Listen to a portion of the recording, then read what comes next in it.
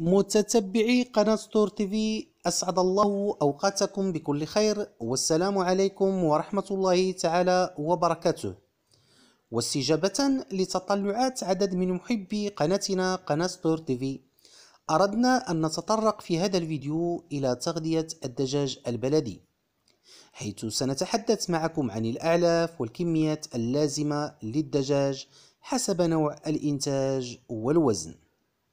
فلضمان إنتاجية جيدة في تربية الدجاج البلدي في منزلك، يجب تخصيص تغذية متوازنة في جميع حالات الإنتاج، حيث أن الدجاج يحتاج إلى توازن دائم في مستوى البروتينات والطاقة والفيتامينات والأملاح المعدنية، مع توفير الماء دوما بجودة عالية.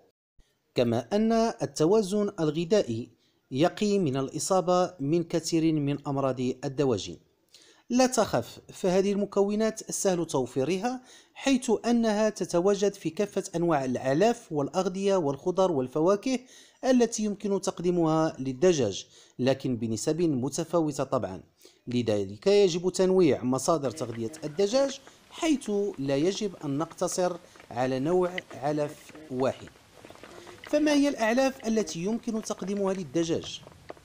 فبالنسبة للأعلاف التي يمكن تقديمها للدجاج، فهي كل أنواع الحبوب كالذرة بعد كسرها، والشعير والنخالة والقمح، بقايا الخبز والخضروات والفواكه، شرط أن لا تكون فاسدة. كما يمكن الاستعانة بالأعلاف التجارية المركبة، إذ تحتوي على كل العناصر الغذائية التي تحتاجها الدواجن. أما عن الكميات اللازمة للدجاج من الأعلاف، فلا بد من الإشارة إلى أن هناك نوعان من أنماط تربية الدجاج البلدي. فالنوع الأول يعتمد على إطلاق الدجاج في مساحات رعوية محددة، وإضافة القليل من الأعلاف كمكمل غذائي فقط. ونوع ثاني يعمل على تربية الدجاج داخل الحظيرة، وتقديم كل حاجيات الدجاج عبر الأعلاف. فالنوع الأول يمكن إضافة القليل من الأعلاف بشكل يومي، ويستحب أن تكون من العلف المركب لتصحيح النقص الذي تحتاجه الدجاجة للإنتاج، حيث أنه يحتوي هذا العلف على كل العناصر الغذائية الضرورية. أما النوع الثاني فيجب تقديم الأعلاف له حسب نوع الإنتاج. وعموما تحتاج الدجاجة متوسطة حجمها في 1.7 غرام إلى معدل 100 غرام علف يوميا.